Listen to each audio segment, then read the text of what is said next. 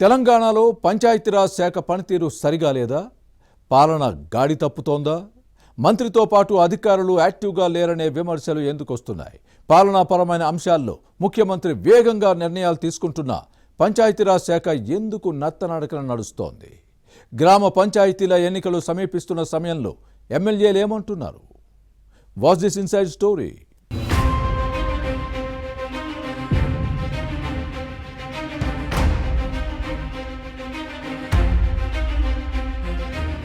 తెలంగాణలో పంచాయతీరాజ్ గ్రామీణాభివృద్ధి శాఖ పనితీరు రోజురోజుకు దిగజారుతోంది. అన్ని స్థాయిల్లోని ప్రజాప్రతినిధులు దీనిపై పెదవి విరుస్తున్నారు. ఉద్యోగులు కూడా ఇదే విషయం చర్చించుకుంటున్నారు. 10 ఏళ్ల బీఆర్ఎస్ పాలనలో రోడ్లు వేయలేదు. అక్కడక్కడ పనులు చేసిన కాంట్రాక్టర్లు, సర్పంచులకు సమయానికి బిల్లులు ఇచ్చిన దాఖలాలు లేవు. ఇప్పటికే దాదాపు 900 కోట్ల బిల్లులు పెండింగ్ లో ఉన్నాయి. కాంగ్రెస్ వాటిని త్వరగా క్లియర్ చేయాలని భావిస్తోంది. కానీ ఈ దిశగా అడుగులు పట్టలేదు. ముఖ్యమంత్రి రేవంత్ రెడ్డి దఫదఫాలు నిర్వహించిన సమీక్షల్లో పెండింగ్ పనులను పూర్తి చేసేందుకు నిధులు విడుదల చేయాలని ఆదేశించినా ఎవరూ పట్టించుకోలేదు అంటే పంచాయతీరాజ్ శాఖ పనితీరు ఎలా ఉందో అర్థం చేసుకోవచ్చు.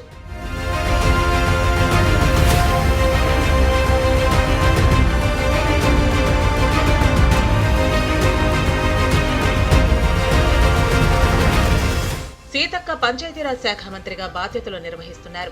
డిపార్ట్మెంట్ పరంగా తీసుకుంటున్న నిర్ణయాలను ముఖ్యమంత్రి రేవంత్ రెడ్డి దృష్టికి తీసుకువెళ్లటం లేదట. మంత్రి దగ్గర పనిచేస్తున్న అధికారులు కూడా సరిగా లేరని టాక్. ముఖ్యమంత్రి కార్యాలయంలో పంచాయతీరాజ్ శాఖను పర్యవేక్షించే ఐఎఫ్ఎస్ అధికారి పరిశీలనకు వచ్చిన ఫైళ్లను వెనక్కి పంపిస్తున్నారని వినిపిస్తోంది. ముఖ్యమంత్రి నివేదికలు అడిగినా ఇవ్వలేదని, అసలు యాక్టివ్ గా పనిచేయటం లేదన్న విమర్శలు లేకపోలేదు. పంచాయతీరాజ్ కార్యదర్శితో పాటు ఈఎన్సీల పనితీరుపై ఎమ్మెల్యేలు, ఎమ్మెల్సీలు, ఎంపీలు అసంతృప్తి వ్యక్తం చేస్తున్నారు. పెండింగ్ బిల్లులను క్లియరెన్స్ చేయాల్సింది ఉన్నతాధికారులే. అలాగే రోడ్ల రిపేర్లు, కొత్త రహదారుల నిర్మాణానికి అనుమతులు ఇవ్వకపోవడంపై ప్రజాప్రతినిధులు అసహనం వ్యక్తం చేస్తున్నారు. అధికారుల తీరుతో ప్రజల్లో చులకన అవుతున్నామనే ఆవేదన వ్యక్తమవుతోంది. ప్రభుత్వానికి కూడా చెడ్డ పేరు వస్తోంది.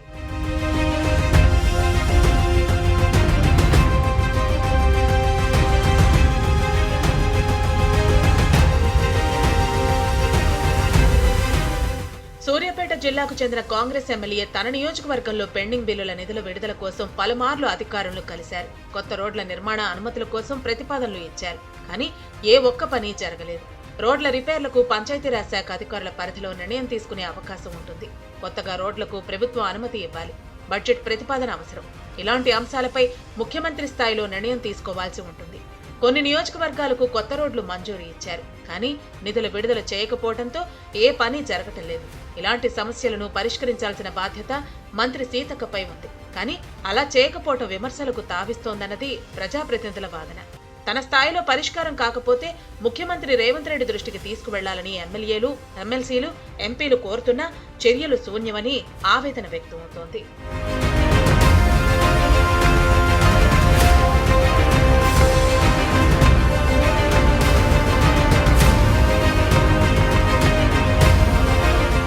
త్వరలో గ్రామ పంచాయతీ ఎన్నికలు జరగనున్నాయి.